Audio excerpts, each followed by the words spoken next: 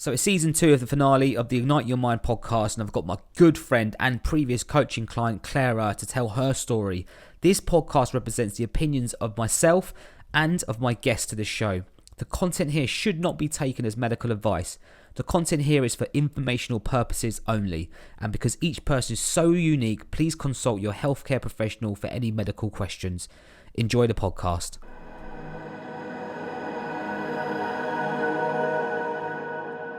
Okay then, and welcome to another episode, actually the final episode of season 2 of the Ignite Your Mind podcast with myself, Sanjay Patel. I hope you guys are doing well and keeping well.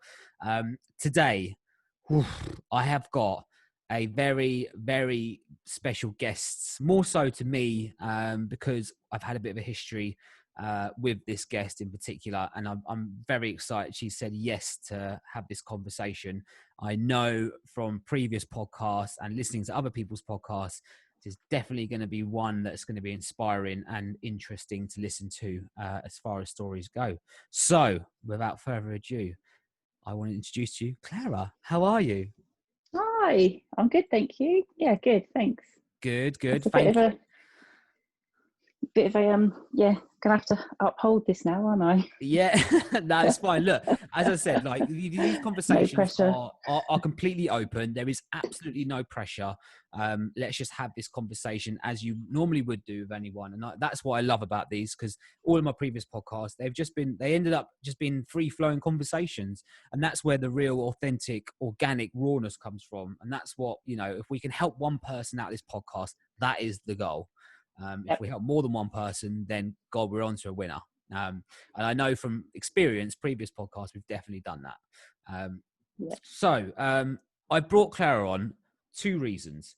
First of all, she's going to be my finale for season 2, which I'm super excited about. The week before Christmas is when this will be dropping. So if you're listening to this is the end of 2020. We've had a mad, weird, bonkers year, and I'm pretty sure you agree with that. Yep. But we are coming out the other end of it, so I really wanted to finish on a high. So the history that we know each other is that you were actually one of my coaching clients last year, Yep. which was an amazing time, an amazing journey we went on. I think we both learned a lot. Well, I definitely did. So I'm sure we'll dive into that somewhere along the lines. And yeah, let's just get straight into it. Clara, take us back to when you were growing up as a kid. What were you like as a person? Like, what was your personality traits like? Me as a person, as a kid. Wow. You've not asked me that one before. It's the first time for everything. I was the shy girl. Yeah. I was the one that was just there to please everybody and to do as I was told. Because, as we've discussed before, my childhood wasn't that great. Mm-hmm. So, yeah, I guess I was just a normal, typical little girl, really. Yeah. I hung around with my brothers.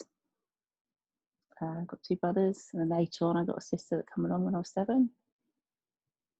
I don't ever really think about the personality that I had when I was a kid. I know I was very shy. Mm-hmm. I know I was very quiet, and that pretty much summed me up then, really. Yeah. Okay. That's cool. I mean, when you say shy, you were a shy child. What sort of age are we talking? Obviously, when you get out of the baby toddler phase, when you start remembering stuff, 6, 7, 8, 9 years old, that sort of age. Are we talking that sort of age? You were that shy girl? Yeah, just for the whole of my childhood, anything that I can remember from it, I was that one who wanted to just make sure that I didn't put a foot wrong. Yeah. I didn't want to look silly.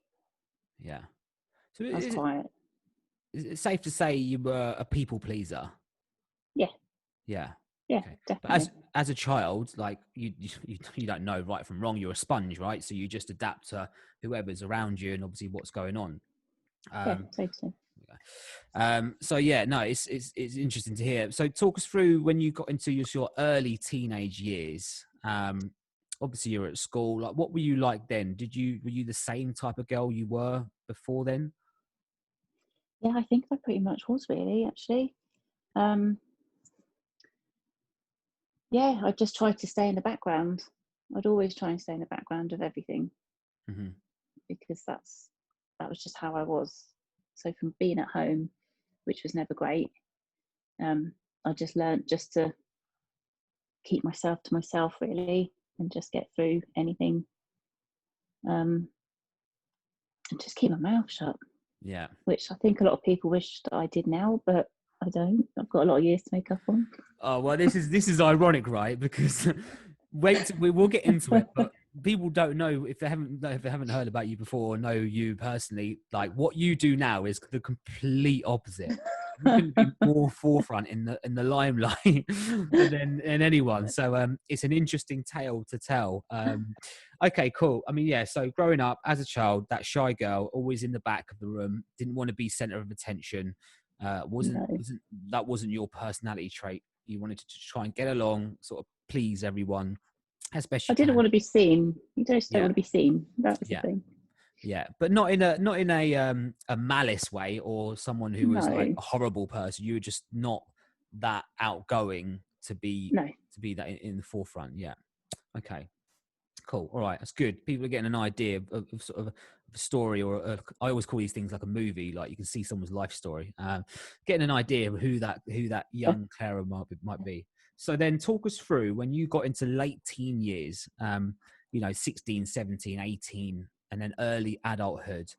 What were you like then, and what were you going through as a young adult, so to speak? Okay, so I'm a young adult. So I left home at 18, just after I'd qualified as nurse when I was at college. Um, as you know, I'd had not the best upbringing, and it got to a point where I couldn't take any more, so I left home. So I guess I did actually have a bit of fight in me, but I didn't really realise it so much at the time. Mm-hmm.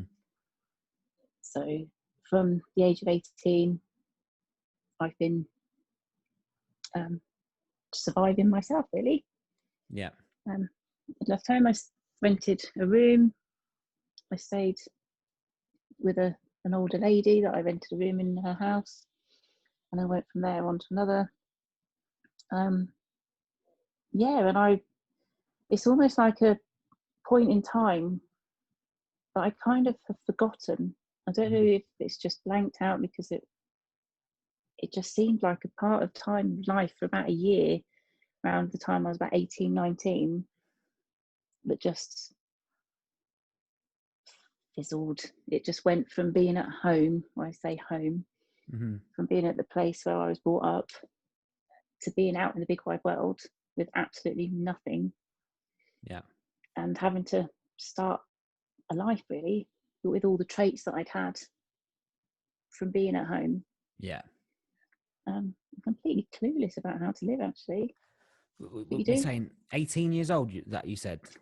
at 18, yeah, I mean, who really knows what they want to do or what's going on in the world when they're 18? exactly, Especially when you go out by yourself.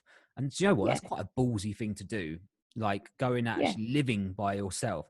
I don't know any 18-year-old that lives by themselves, or it's rare to mm, find an 18-year-old that's even got the balls to do that.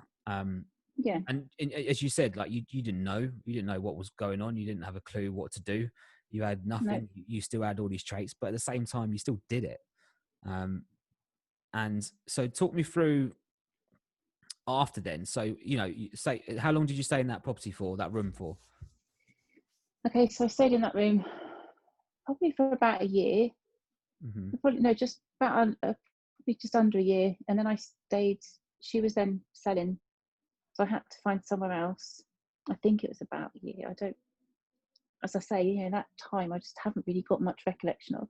Bit of a And blur, then I yeah. ended up renting a room with another couple, and that was only for a few months, Mm-hmm. because they were coming and going all the time, and lots of parties, and she was an air stewardess, so she'd go off lots. Her boyfriend was still in the house. He'd have lots of parties, and there'd be lots of stuff going on there, and I ended up getting out of there.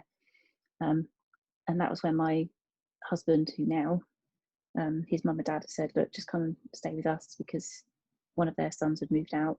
So I Mm-hmm. moved in with them, and then stayed there for a year or two whilst my boyfriend at the time and I saved up a bit to get our house, which I then got when I was 21. Yeah, 21. Nice. Okay. So yeah, for a couple of years there, it was just blur. Yeah, no, definitely. And talk me through, like, at that period, if you can remember, or even when you were sort of the late teens, like mental health wise, where were you with your mental health? Were you in a good place? Were you in a horrible place? What was going on for you then? I didn't actually even realise what mental health was then. Like a But lot, looking like a lot of back on people. it, Yeah. exactly, so many people don't. And when I look back on it now, so if you'd have asked me then, I'd have just been like, I don't know, what are you on about? I don't know what you're on about. Mm. Looking back on it now, my mental health must have been in a shocking place because I'd left home after having a physical fight with my stepdad, and it was the last one that I'd had, and it was the last one that I was going to take. I just wasn't taking it anymore, and so something must have just flipped. Mm-hmm. And so I wasn't taking it anymore because as I'd had left, I remember just leaving, and I went to see my mum at work, and she said, "If you don't go back home now, then you will never step foot in home again." And I was like, fine. So as much as I think my mental health must have been very bad then, I had a fight in me which I didn't realise. Yeah. And looking at it now,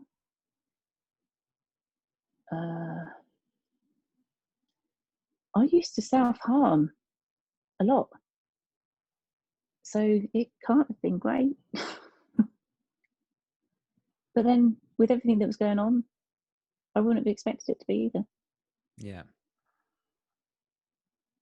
This is interesting, right? So for anyone who was at that sort of age, 15, 16, 17, 18, 19, 20, that is, or know someone who maybe can see triggers or traits of mental health illness on them, but they don't know how to deal with that, what would you say to them now? If you spoke to someone, say for example it was a relative, you got a mum or a dad and they've got their daughter or son at that age, and they're starting to see traits of mental health illness, whether it be anxiety, depression, etc., whatever it might be, what would you say to them now to try and help them?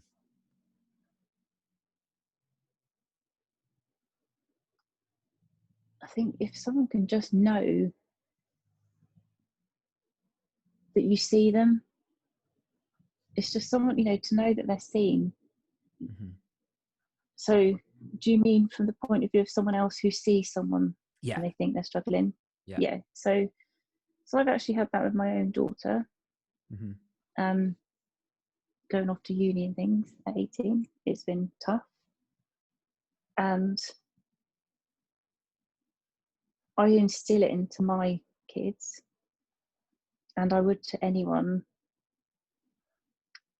to not be scared to speak to someone, not be just not be scared to say to someone, I don't know what's going on in my head, but I think I'm struggling. Yeah, that's it. Because you don't know, you don't see it, you can't see it yourself because you don't know what you're looking for. But it's just that time when you think there's something not quite right. Yeah. But then you think it's just you, and so you brush it aside and you're thinking it's normal and that it's just as it is. But just to know that someone is there just to hear you. Yeah. Even if you don't understand, even if someone doesn't understand the mental health aspect of somebody else, even if you see someone struggling and you want to just ignore it sometimes because you don't know what to do, you don't know, you don't want to accept it because you don't want to accept that a loved one's struggling. Yeah. But even if you just say to that loved one that I can see you're struggling, I don't know how to help you, but I'm here and I hear you. And that sometimes is just enough to then work on it together. Do you know what? That is such an important statement you just made, to be heard. Yeah. Because most of the cases, or most of the people that I speak to with a mental health illness, is that they feel alone. They feel alone in their thoughts and themselves. And that's such an important point. You don't need to be educated on mental health to help someone. You No. just need to be able to listen and be there. That is it. You start, the worst thing you can do, and I know this from previous experience, is start trying to tell someone with a mental health illness what to do and that they're wrong, or start Yeah. belittling them because they think it's stupid or not real. And I've had this so many times over the years where people in scenarios where just like, oh no, stop acting stupid. Those sort of comments, or no, that's Mm. not real. What are you talking about? Those aggressive comments do not help anyone. If you would literally just be quiet and just understood exactly what you said, that in itself can be a complete game changer. Because that little smidgen of comfort when someone's going through a traumatic mental health experience is an absolute game changer. Yeah, because you do sit there and you don't always realise it yourself. You don't recognise it yourself. You know, because if someone says to you, "What's up?" and it's like, "Oh, I'm fine. I'm just tired," and I still do it now sometimes. Yeah. I'm just fine. I'm tired. You know, and it's learn to pick up on those things. But for the person who is struggling, they don't. So for that person struggling, if they do turn around and say, "I'm fine. I'm just tired," they really do want someone just to say, "Actually, no, no, no. How are you really?" Mm. And if I ask someone now, "How are you?" and they say, "Yeah, I'm fine," I make such a point of asking again. Again, yeah. And it's just asking that second time because it's fine. It's so easy just to be like, "Oh, okay, great," and then carry on. Whereas that person could be really struggling and they could just, and I've had it before, and I just thought, "No, I really wanted you just to ask me again. I wanted you to see it Mm. because I don't know how to express it." Yeah. And it's that whole knowing that you're not alone and that it's okay not to understand what's going on, even though you know that there's something not quite right going on in your mind. You might not get it, someone else might not get it, but if you know that someone else is there just to be there and just to say, "Yeah, okay, you're not on your own on this, let's try and find it together," it makes such a difference. Absolute game changer. You're so right. Ask the question twice. I've started Mm, doing that. I realized that. I think when I was learning and educating myself about mental health, just ask the simple, basic questions. How are you doing? Yeah, yeah, I'm all right. Yeah, I'm good. Yeah. No, yeah, how are you actually doing? How are you really doing? And then pause. Don't say anything. It's literally the simplest things, right? Anyway, we're digesting a little bit, but that's such, yeah, and I really wanted to press on that because that's such a valid point. And I know you're speaking from your own experiences and sometimes the way you think, and exactly the same as what a lot of people that might be listening to that is thinking as well. And if you are struggling like that in that scenario, you know, look out for those people who do ask those questions, who are there just to listen and be present with you, because it's important. That in itself can be a game changer. yeah. So moving forward, 21, 22, what did you do in terms of work wise? Like what were you doing then? I was a nursery nurse. So Nice. I was a Okay. nursery nurse for years, working in childcare, Yeah. looking after everyone else's little lovelies. So yeah, I was a nursery nurse, What got was that? married, What was that like? being a nursery nurse. It was good. I enjoyed it at the time because that's what I did at college. Yeah. You know, I studied 2 years to do it. It's what I wanted to do because it's what my mum had done. So that's what I thought I would do. Yeah. Um, and I enjoyed it at the time. And even after I'd had my own children, I still carried on in the childcare side of Mm. things right up until mine were, I think my youngest was about 7 or 8. Yeah. And then after doing it for years and years, I'd outrun that bit then. Yeah. So talk me through when you started to change into what you do now. Like when did that sort of creep into your head that actually I love doing this, and explain what you're into now.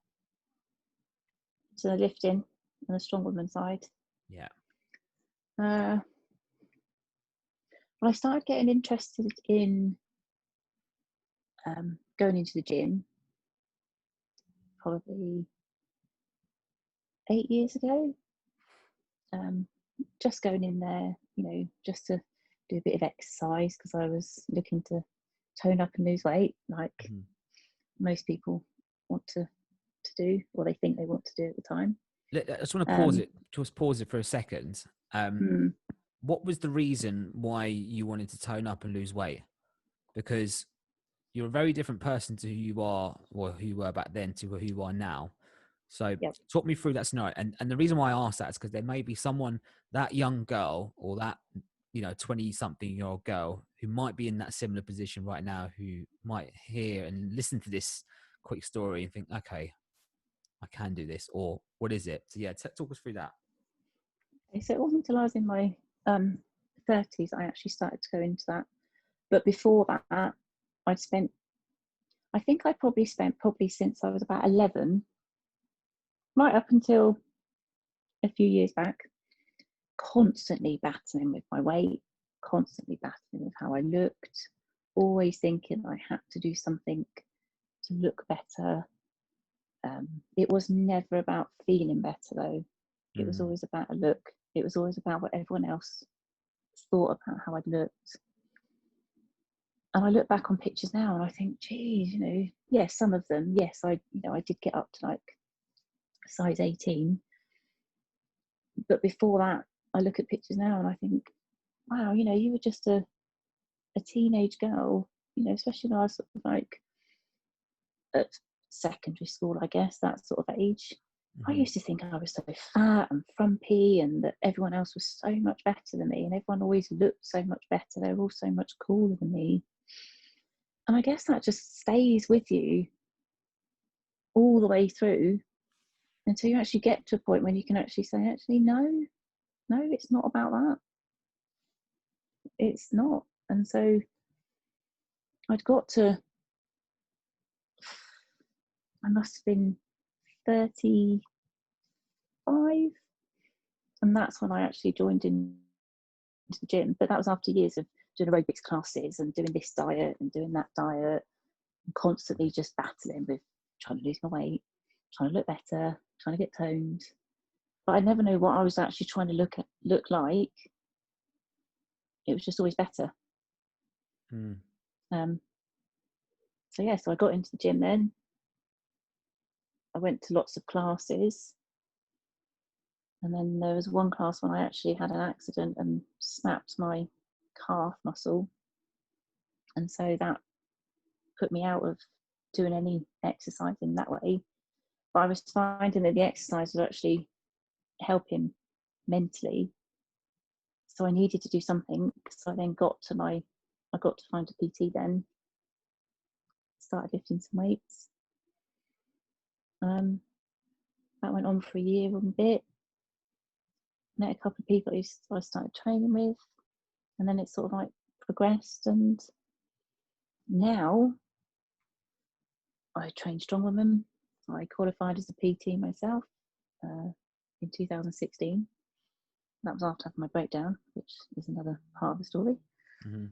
And yeah, I don't do it now for how I look. I do it for how I feel. Yeah. And for how empowering it is.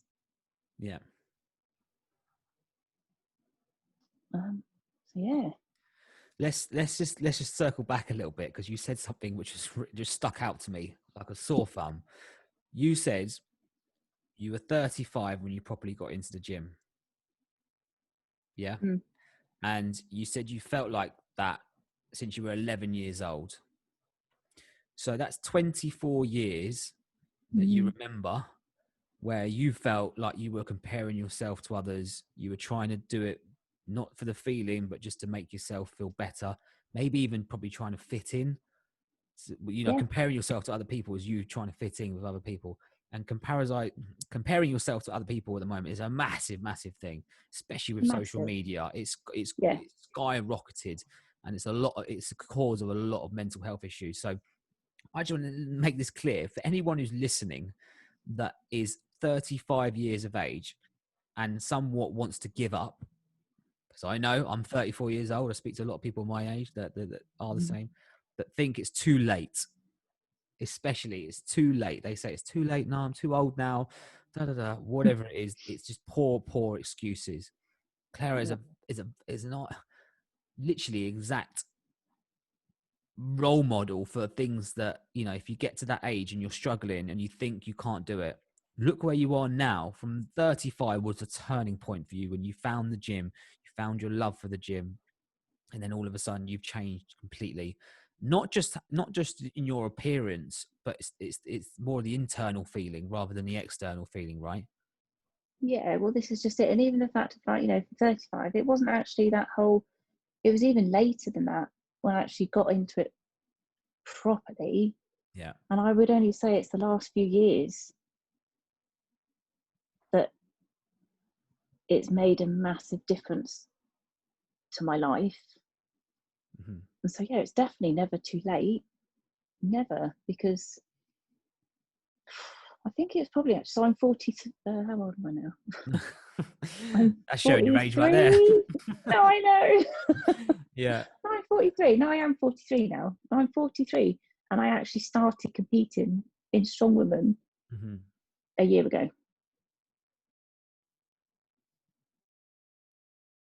So that is even more so because there's no way I thought I would be doing that. Yeah. And that was only because I started at the gym, had an accident, started with a PT, started to enjoy weights a little bit. Sometimes now I do actually think, Jesus, I'm just getting too old for this. You know, what am I doing? My body's just thinking, what are you doing? But I can tell you now, it feels a lot better than it did Yeah. 5-10 years ago. So it's definitely never too late. Yeah. Amazing. And that's a prime lesson. Like, it is never too late. And I think people really need to hear that. Like, don't give up just because someone else said something, especially if someone else said something. If anything, that should Yeah, motivate you more, right? yeah, definitely. Now, so yeah. Like, But use then that that as takes time to motivation. get there. Yeah, it takes time to get to that place to think that because it's so easy to just, you know, someone to say something and then you just to shy back away and hide away. Yeah. Whereas now it's more a case of, you know, take that as motivation. Mm-hmm. So when you started, let's take you back to the 35 age range. Talk us through the mental health side of it there, because obviously you've been battling for this for quite a while now. So talk us through what was going on for you there, and what was the switch to be like, I'm going gun ho for this now because I know it's going to make me feel better. It already has. I'm feeling that feeling of feeling better by doing this. And we've had many conversations, like when we were coaching, especially about, you know, when you do train, what happens when you train, when you don't train, what happens when you train, then when you don't train, then, like, mentally. So talk us through that aspect of it Mm. as well. Okay, so I think the point to probably start off at is more 2016. So I was 39 then, Mm-hmm. because that's when it all really started to become apparent of how much it meant to me in my life. So I was 39 then.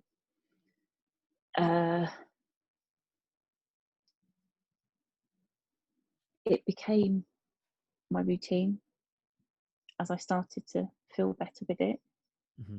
because I started to see what I could do. Um, it wasn't having such a positive impact on me then as it does now, but I didn't recognize that at the time. So for me, I'd found something that would make me feel better, but I was at the point in my head where it would only make me feel better if I was really, really pushing it. Yeah. You know, if I was really pushing it to the limit. So I'd be lifting weights, but not great. I wasn't doing it great. I'd be lifting weights, but then I'd be doing classes on top of it, and then I'd be coming home, and then I'd be running, Mm-hmm. hating every minute of the running and pushing myself. It was almost like I was torturing myself for being the person that I was trying to escape from, Mm-hmm. if that makes any sense. Yeah. Um, so 2016 at 39, it was it was a pinnacle. It was my pinnacle year because that's when I had my breakdown, and that's when it all started, and that's when my bigger changes all started. So it's been over the last 4 years. And even my breakdown was actually, it spiraled off of my training, because where I'd hit it so hard, I was getting niggles and I was getting injuries all the time. There was always something that wasn't right. And then I'd get weighed and I'd still be at a certain weight and I wasn't happy with that. And I just felt like I was just constantly pushing it and pushing it and pushing it and just not letting up. And my body just was like, no, we're not doing this. But then that was making me want to push it even more, because it was making me hate it even more, really, because I was using my training then to escape my head. Mm-hmm. I was using it to try and run away and try and escape from all the thoughts and stuff that I'd never faced that were going on. And I got to the point where I couldn't train because I was actually told, right, you need to take the rest of the week off. And just by being told I had to take the rest of the week off, it was almost like someone had just come along and wiped me out, because I'm like, oh my God, shit, I don't want to be left on my head. No, I can't stand this. And that's when I ended up having a breakdown. So talk us through the breakdown. Yep. Do you want to know? Well, we know how you got into it and why it happened. How long were you in it and how did you get out of it? What? The breakdown? Breakdown, yeah. Do you know what? When people say that, I'm always very much like, I don't think it sounds a bit weird, but I don't feel like I'm out of it, because I don't think you ever get out of it as such.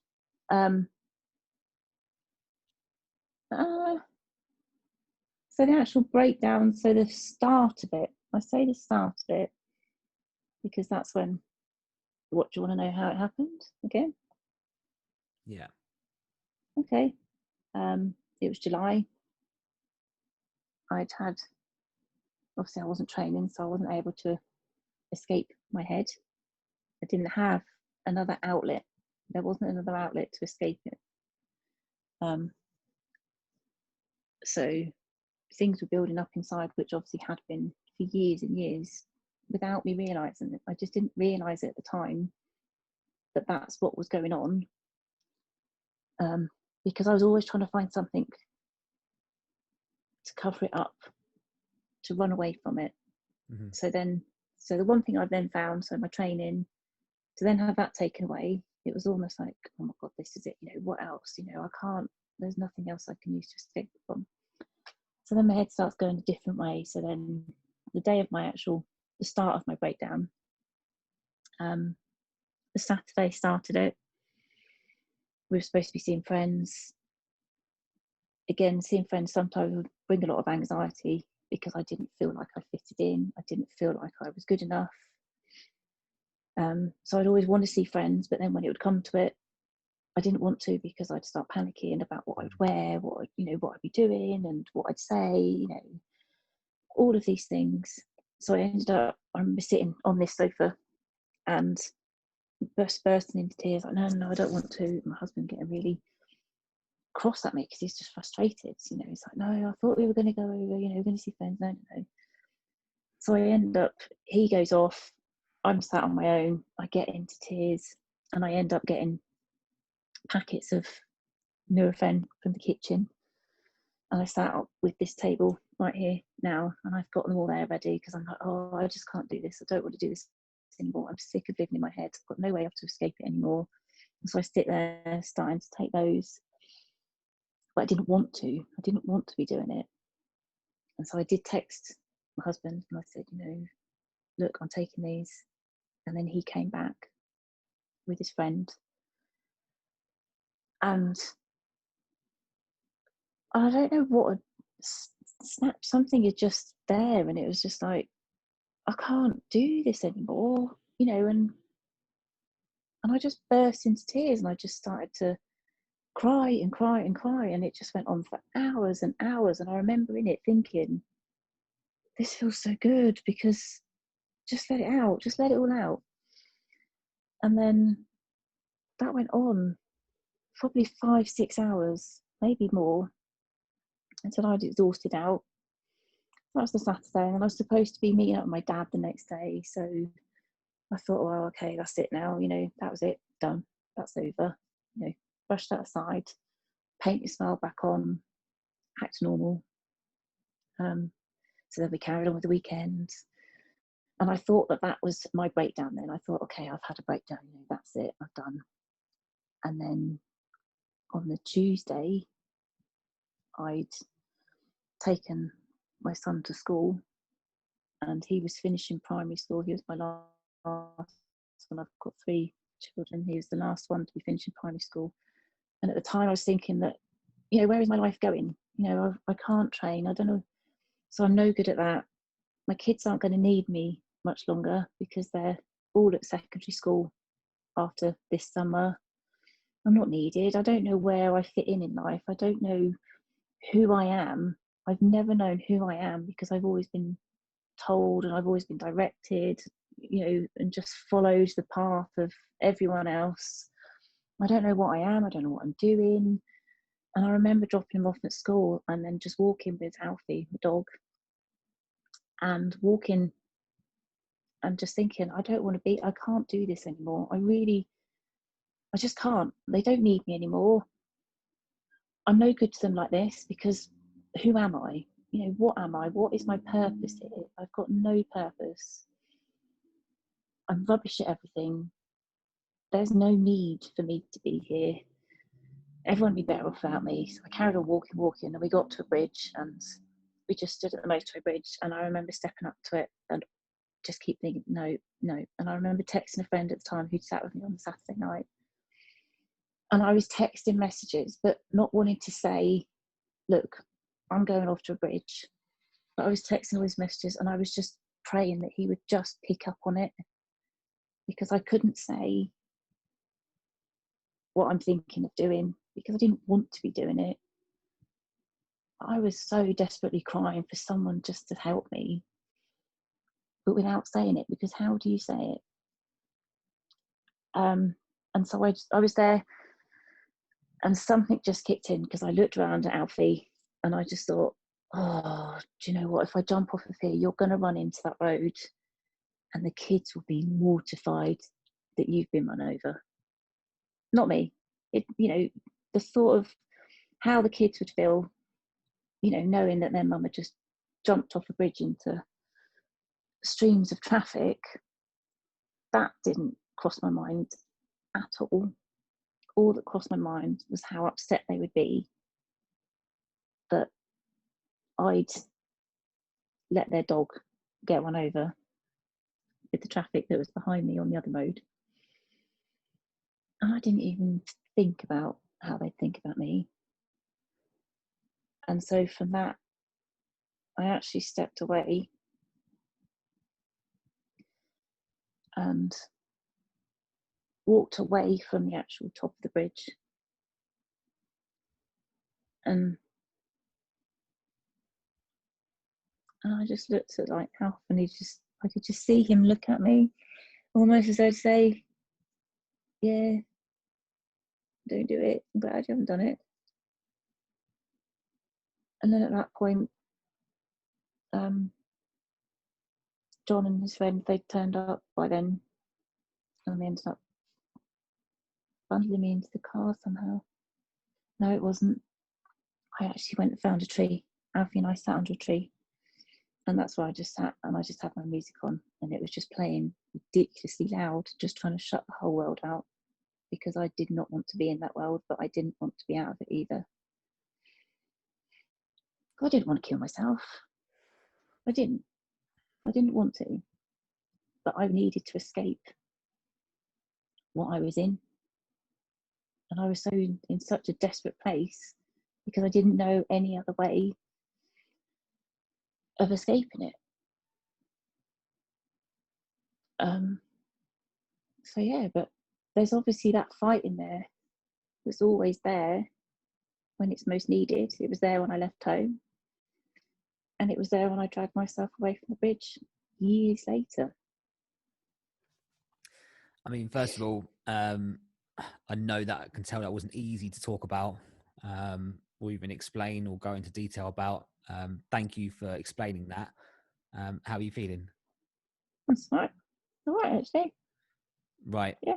So I don't think you realize that story in particular, how many mums out there, how many middle-aged women who might be in a similar scenario, or even prior to that sort of breakdown that you had, if they're listening to this, hearing you speak about that, will resonate so well with that.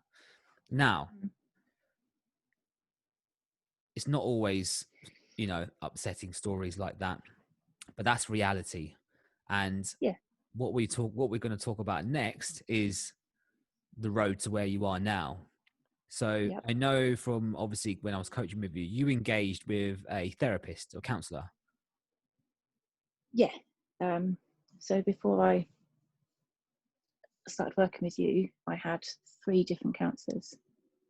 Mm-hmm. After the bridge incident, obviously people started to, well, not everybody, because I tried to keep it quiet, but people around them were like, you need to get some help. You can't carry on like this. And I knew that as well. Then, I actually felt relieved in some strange way, because that bridge moment was my way of saying, please, someone just help me. Please, I don't know how else to ask for help. Someone please just take a little bit of control here, because I've completely, as much as I want it, I've completely lost any that I had. Yeah. So my choice was to actually speak to the doctor, to go and see them in the surgery, or to go straight to Prospect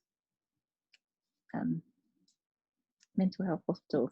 So I was like, well, I don't want to be going in there. So I agreed to go and sit and speak to a doctor to get the ball rolling, to actually have some help. So just on that, how much courage did that mm, take for you to do that at that time? at the time, it took everything. And thankfully, it was that day or the day after, because if I'd have had to think about it, then I would have not wanted to. And even that, though, I went in and I sat in the doctor's surgery hiding. Mm-hmm. I sat in there with my friend and I just had my head in his armpit, because I didn't even want to look. I couldn't tell you which doctor it was, because I couldn't look at them. I didn't want to look at them because I couldn't stop crying. So yeah, it takes a lot of courage to do that. But you get to a point where you just think, no, I need to, because I deserve this. Mm-hmm. And I think so many times we think that we just have to keep fighting everything alone, because it's not anyone else's burden. Mm-hmm. It's our burden, isn't it? So, why should we burden it with anybody else? So I sat in there with the doctor, and then they put me into talking therapies. And so even just having the conversation on the phone call was enough. And then I think it might be the week after that I then started with a counsellor.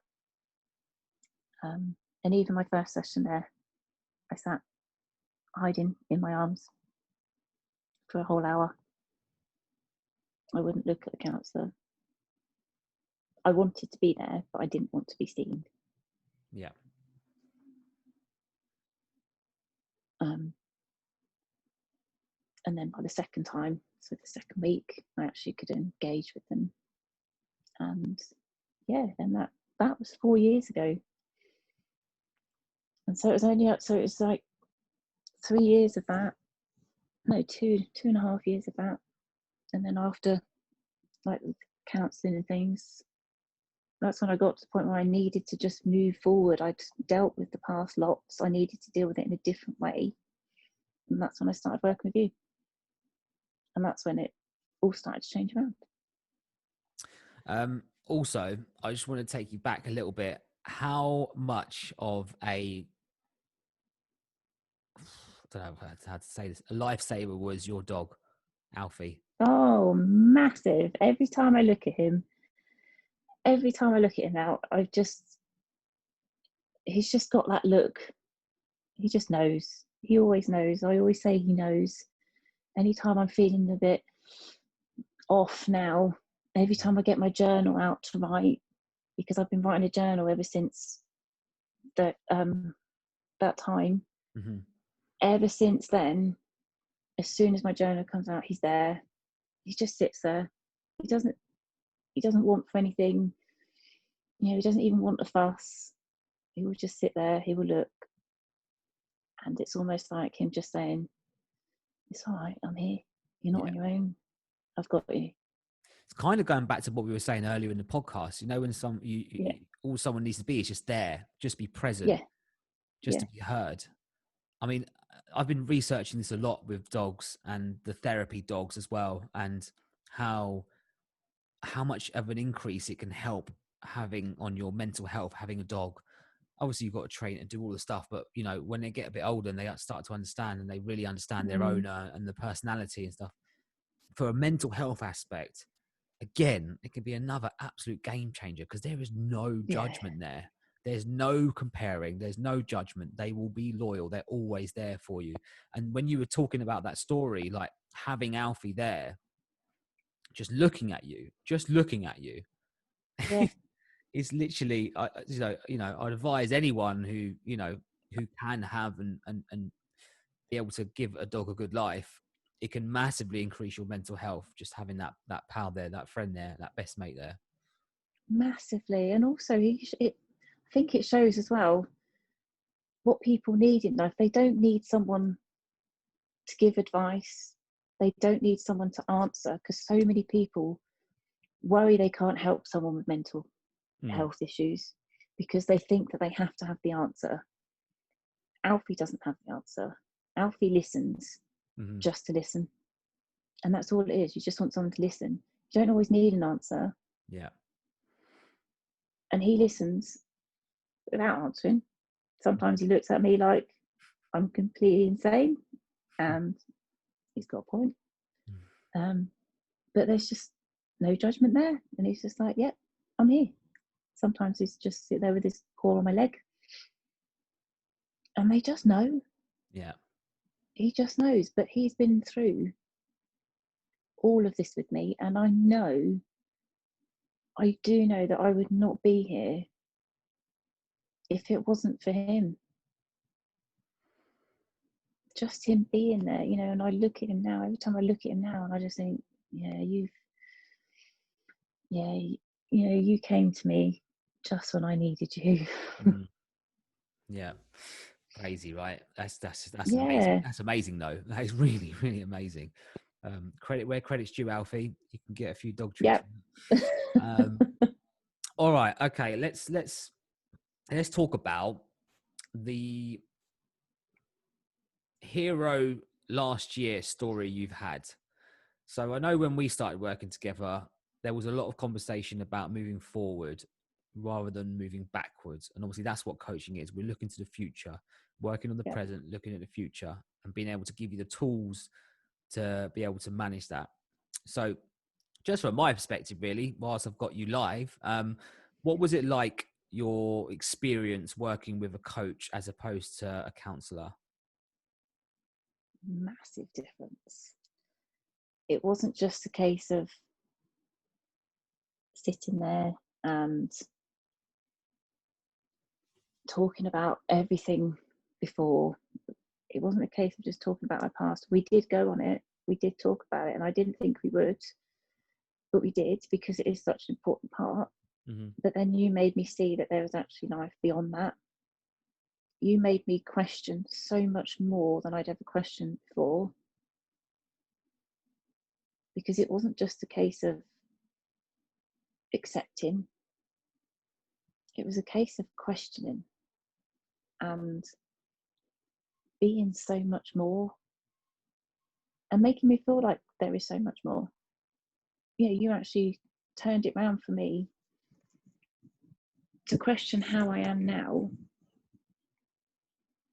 Because the counselling helped me to understand, or to touch on understanding, why I am as I am now. Mm-hmm. But it's all very well understanding it, but then you made me try and work out what to do with it. Yeah. And I questioned so much more in life. And I genuinely believe that by questioning so much more and not just settling, my life will be so much more fulfilled for it. And it's becoming that way. It's hard. Mm-hmm. And it is at the moment, because at the moment, I am going through quite a, I don't know what sort of patch to call it, really. You could say a rough patch, but I don't think it is. It's a tough patch because I'm questioning lots. Mm-hmm. And my life seems to be turning around very considerably. But it doesn't mean it's a bad patch. It's just tough. But then that's because I'm determined to live and to start living now, Mm-hmm. instead of just settling for the life that's there. Yeah. Amazing. And I think it's just like creating your own life that you've always wanted to live now. Yeah, You know? because I was thinking this earlier, how many of us, how many people think in a way that we're just expected to?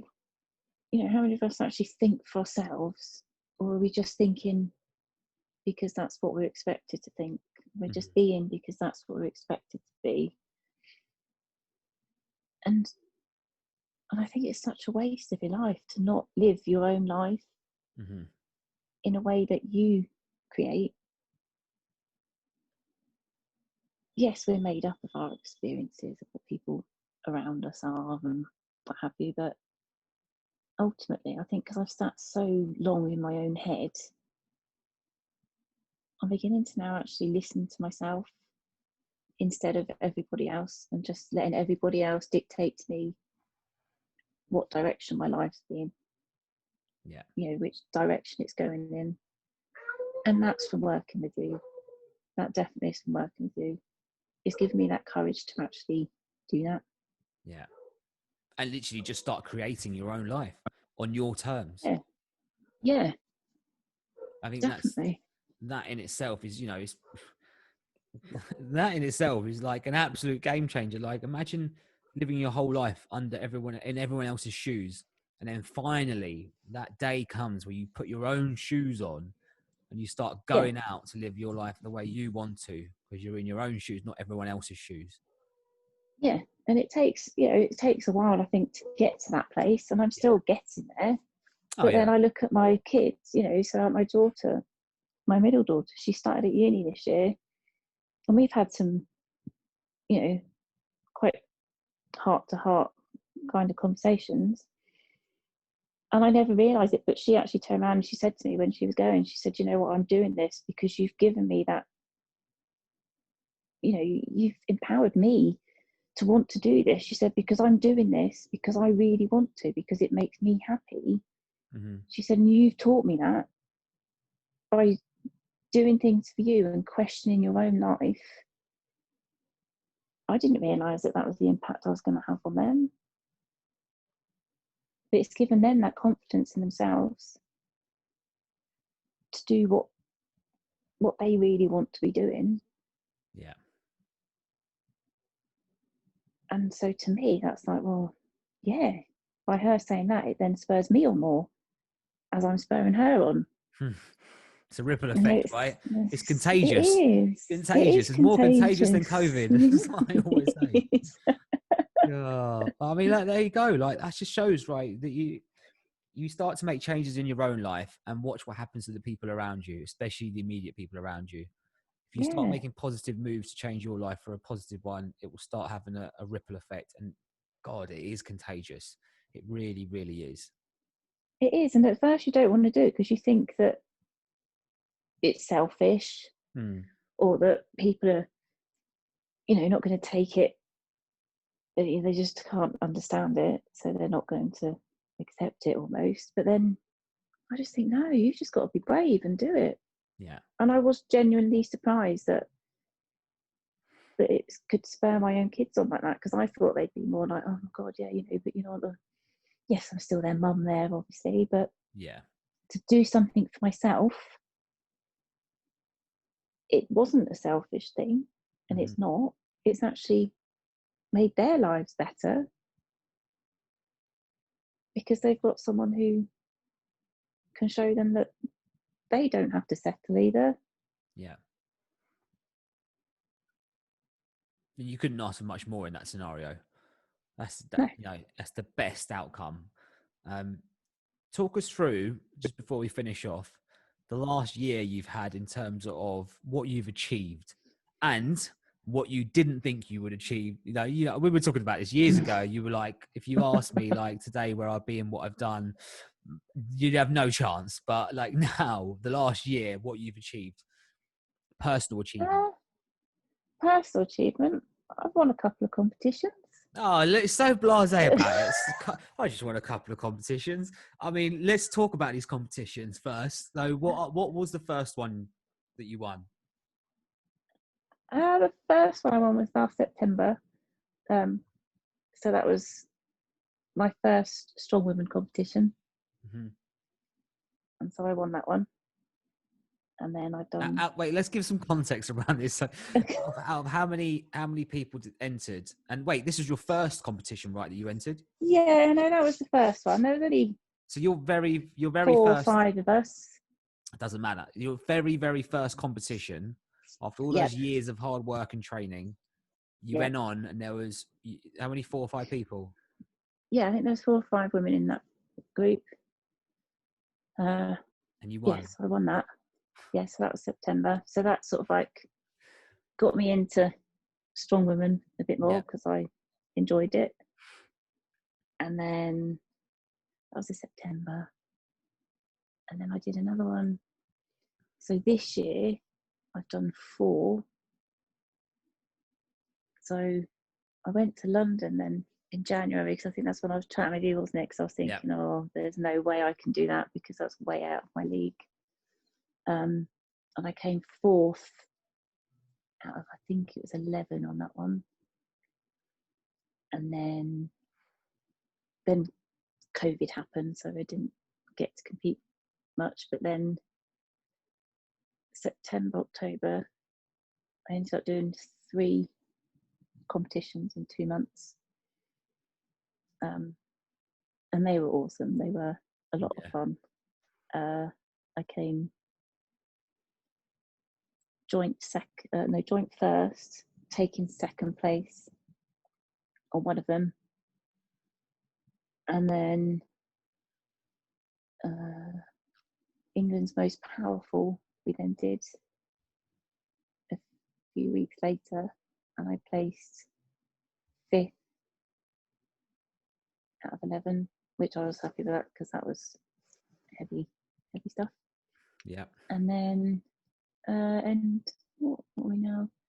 The end of October, I did the same competition that I started with last year over at Wild, and came first again. I mean, so this is when you put your mind to something, you can achieve anything. Considering the backstory that you've got, what you've been through, the trauma, the mental health, the moving around, the jobs, the painful injuries you've endured, the scenarios you've been in, after all of that, still come out and achieve what you want to achieve. And going back to it's never too late. Never too late, right? And you're only just getting started. Let's be honest. Let's be frank, right? You're only just getting started with this. Like, you're only just dipping your toe in the water. Like, I can tell there's obviously more to come, and I'm excited to see. And I follow your Instagram, and I love seeing it. I love seeing your videos. Like, it's inspiring because you're just like. I know when we've had these conversations before, you don't really like doing those videos. You don't like being in the video, so to speak. No. But at the same time, you still do them, you still record them, you still post them up, and they still inspire people. So it doesn't matter. It doesn't matter. And you know what? And I know when you're doing it, you're actually doing it, the feeling you get when you do it, you're on top of the world. So, and I'm pretty sure there'll be many, many more competitions to come. So yeah, well done. Thanks. Only just getting started. And Yeah, you're right. This life is like a roller coaster, right? You're up and down, like you're up again and you're down, down, and it's just like, where does it stop? But that's the journey.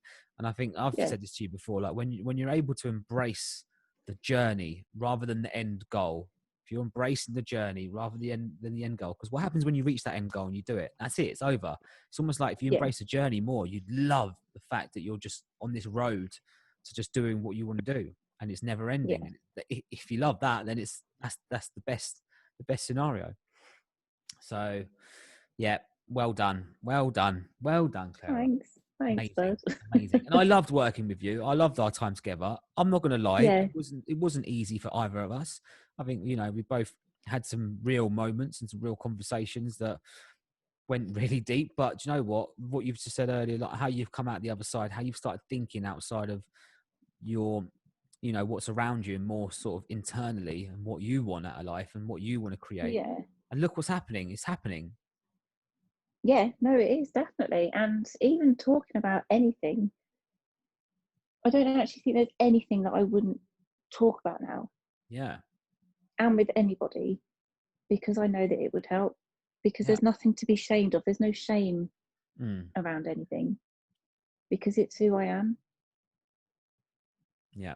And I've never been able to accept that before. But it is who I am, and it's the same for everybody. Yeah. Whatever your story, it's what makes you who you are. Yeah. 100%. 100%. And how many years did you not speak up or not speak up about it, would you say? Uh, how old am I now? 43? 41? 42? So it's a long, it's a long It's, time to be kept in the it dark. is a long time. You're It is. almost silencing yourself. And now all of a sudden, look how much of a better position you're in. Well, this is it. People do just silence themselves Mm. because they think it doesn't matter. A lot of people just think they don't matter. Yeah. And they do. And 100%. everyone's got a story to tell. Yeah. And this is why we do this podcast. This is why I do this podcast, because I don't get anything out of this. The only thing I get is to have these conversations and sit here for an hour or so with each one of my guests. And it's just what comes off the back of it, And I always say, like, if it reaches one person, then great, our job's done. And, Yep. and generally speaking, it's actually reached more people, and more people will start to communicate and start to speak up. And that's the whole goal around this, being able to tell your story on a deeper level is a game changer for people Yeah. listening. Yeah. So yeah, just spreading that good vibe. Clara, right, we've come up to our time. Thank you so much for being the final guest on my podcast of season 2. We're wrapping up 2020 in a bang, and I've absolutely loved this conversation. I know it's not been easy, some of it, but like you said, you're quite open and happy to speak about stuff now, which is, I know you haven't been in the past. So if you are listening and you have got this far and you have seen some value in the stories that's been shared by Clara, then please do send this on to someone who you think might see value in it. Don't just send it on for the sake of it. I really want people to listen to this that are going to take something out of it. That's so important. Any final words? Oh. Be brave. Just be brave. I think people just got to be brave. Yeah. And know that everyone matters. And I just really urge people just to live their own life, and to live, not just to survive. Just how many people are just surviving, just going along life, just surviving it, just getting through, muddling along. And there's so much of a life to live. Yeah. So much life to live. And you can only do that if you are really true to yourself. Yeah. Are you just surviving, or are you dictating how you want to live your life? It's the big question. I think that's great. Amazing final words. So relevant. And what was that thing which we told you, and you kept writing it down, you kept repeating it? Oh, don't make me say it. Oh, come on. I know. Say it. Because you know what? This is how much you've changed. This is how much you've grown mentally. Like, Yeah, it is never actually. be Yeah, able you're to say right. this to yourself. Yep, I'm the best I've ever been. Bang. Right. Let's Boom. end that. Let's end Mic it. drop. Mic drop. Mic drop. Right, Clara, thank you so much. Go have an amazing life. And yeah, let's smash it. Yep. Thank you. Thank you so much. I'll see you soon. Thank you. Bye. Thank you for listening to this week's episode of the Ignite Your Mind podcast. This is a safe place for real talk on discovering powerful stories, talking about mental health, real business journeys, and hearing inspiring stories. Please do subscribe if you are listening to this on Spotify, YouTube, or Apple Podcasts, and leave me a comment. And more importantly, share this with anyone who you think may take value from it. I look forward to seeing you next week.